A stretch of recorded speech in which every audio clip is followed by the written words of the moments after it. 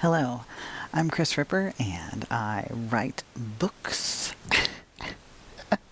I mean, presumably you already know that since you're here, but in any event, I write books.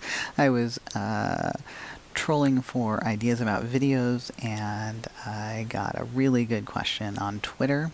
So I'm titling this video, What to Do When You Don't Know What to Do. Writing edition, but I think this could probably work for a lot of things. So someone on Twitter asked about what to do when you're immobilized by inexperience, if you haven't been writing for very long or maybe haven't been writing at all. And my answer to that is going to be so unsatisfying. I can't even just take a moment and prepare yourself for how unsatisfying this answer is going to be.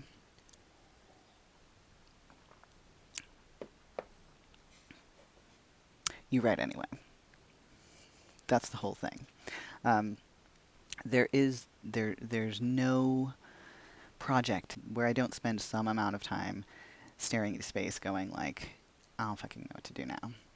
Stephen King tells a story about writing The Stand, and I don't remember what the length of time was, but there is a moment in that book where one character turns to another and basically asks for wisdom.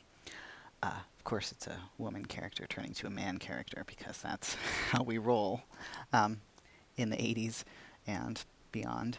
But in any case, this character has to give some moment of wisdom. And Stephen King didn't know what to do there and, like, stopped.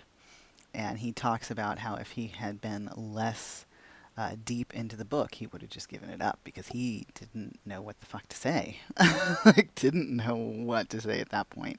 And he'd been writing books for quite a while before then. He'd been publishing books even for quite a while before then. So this is not a thing that everybody gets over. Maybe there are people who get over it. I don't know. I'm not one of them. I spend some amount of time every book immobilized, just not sure what happens next, or even if I know what happens next, I'm not sure how to write it, or even if I think I might know how to write it, I'm not sure I can pull it off. Basically, it all comes down to fear of failure, maybe, but it's more like fear of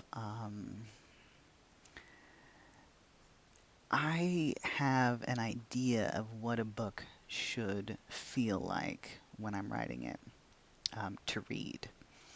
Because I'm a reader, so I know what I want people to feel. I know what mode I want them to be in when they're reading my book.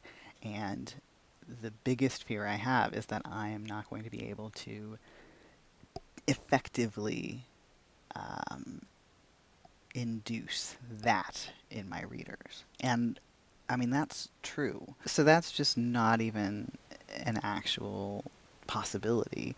And that's not quite the fear I'm talking about. It's like your the one reader who really gets your story, you want to write the best book for that person. You want to really hit all the notes for that person.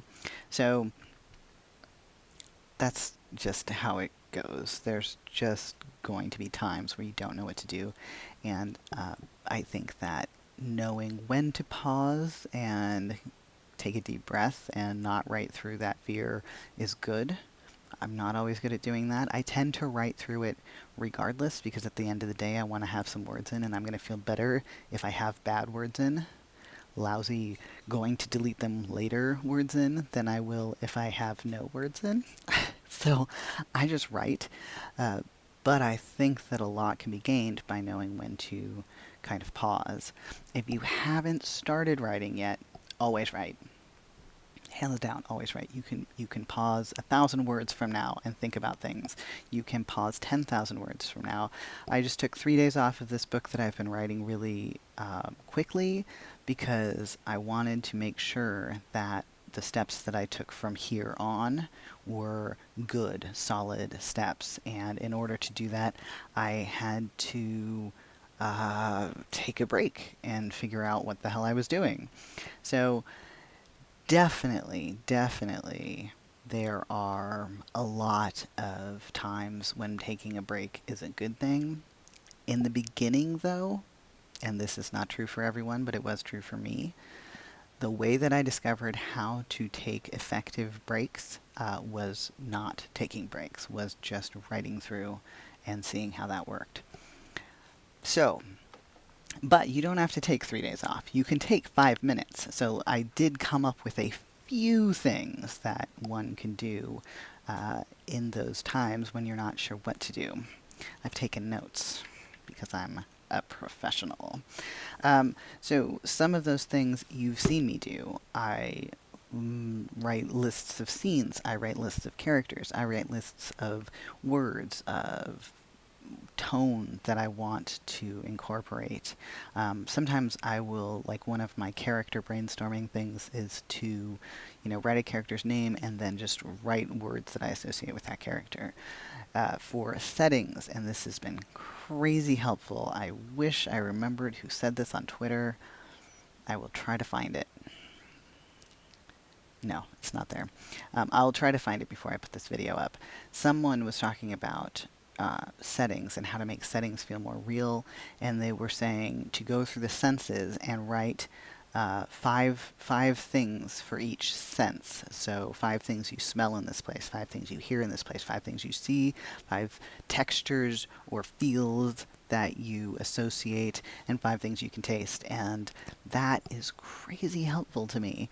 If I know a setting is going to be a big thing, a big character in a story, I will absolutely do that exercise, and it's really, really helpful. And it's a really good way to spend the immobilized fear time. It's like, okay, I'm just going to go back to basics and figure out what the fuck is even, like, where am I in this book? Who am I in this book? Who are these people? So that's been very, very helpful. You can mind map. I was a late convert to mind mapping. Some people will have seen some of the Ficuary videos from last year. That's when I really figured out how to access the part of my brain that enjoys mind mapping and knows how to do that. So that's been really helpful to me. It just kind of opens different doors in my head for what information is necessary or interesting or engaging to me about the story that I'm telling. You can do something physical. This is also, if I have a problem that I don't know how to solve, I will take a walk, take a run, get on I have a little trampoline that I bought for my kid, and like bouncing on the trampoline is sometimes helpful. I will bounce on the trampoline and like talk out loud about a story, and it's weirdly helpful. I think it's probably not weirdly helpful. I think there are like biological, neurological reasons why it's helpful. But in any event, I have found it helpful. So doing something physical can help. And along with that, talking out loud can help. You don't have to do them at the same time. You can talk out loud anywhere that you are safe to talk out loud without people calling the police on you. Which can be bathrooms, can be cars. Oh my god. The amount of plotting and thinking about books I have done in cars. Crazy. Writing prose in a notebook or somewhere that you don't care about. It could be in a Google Doc if you're happier with that. Like anywhere that doesn't matter, where you can just sort of free write your way out of problems. And sometimes this is just note-taking, and sometimes it's like full on. I will have conversations with myself on a notebook page, and they get me somewhere. I don't know what. Take a shower. I'm a big fan of plotting in a shower. I don't know how much more there is to say about that. And if you are so inclined, and if you have humans around who you can talk to about these sorts of things, talking a plot issue aloud with a human can be really, really helpful. Even down to just saying, oh, I've backed myself into a corner with this, like, sort of emotional nuance. And someone asking you questions or poking you in certain directions can be really helpful. So those are all things that I have found super, super, super helpful when dealing with that moment of I don't know how to keep going or I can't keep going. I'm not a writer's block kid. I don't believe there's like a disease that you can't, you have no power over and it affects you and then you can't write anything. It's a matter of building up tools and building up practices and trying a lot of different things. Different things will work for different books, will work for different moments in your life, will work for different moods, will work for different fucking weather patterns, for different phases of the moon.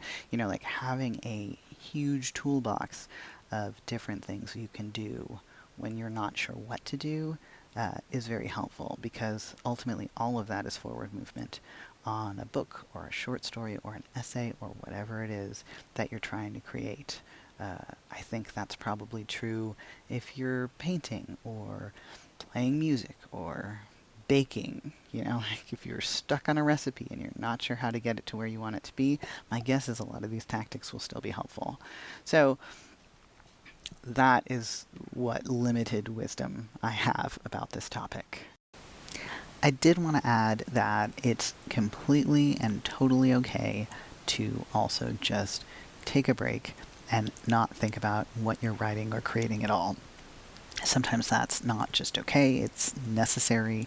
You have to recharge. At times, you have to consume other people's art, because if you're not consuming other people's art, and by that I mean play video games, watch TV shows, watch YouTube channels, do whatever you need to do, listen to loads of music, listen to audiobooks, all of that stuff it recharges the creative batteries, and that's necessary. So please don't take this video as a you must be creating at all times video, because it's not in any way. This is just when you know you need to be plodding away at something and you're not sure what to do. These are some other things you can do that aren't just staring at a screen and wishing you were better at doing what you wanted to be doing. Though that's also a thing. Hello, Blake. Yes, that's a... no, don't... okay.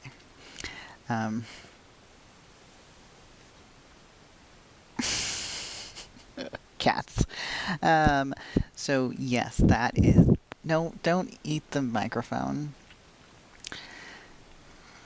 So yes, that's the video that I have made about what to do when you are immobilized by either inexperience or really just fear, which there's overlap there. Cat has lost interest. If you have enjoyed this video, give it a like, give it a thumbs up. Is that the same thing? I guess that's the same thing. Give it a subscribe or whatever. Share it. I don't know. Do any of those things if you feel like it. If you don't feel like it, don't do any of those things.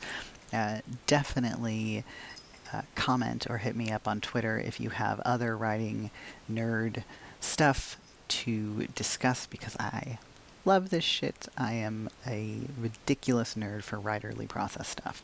So yeah, there you have it. I will see you next time. Bye.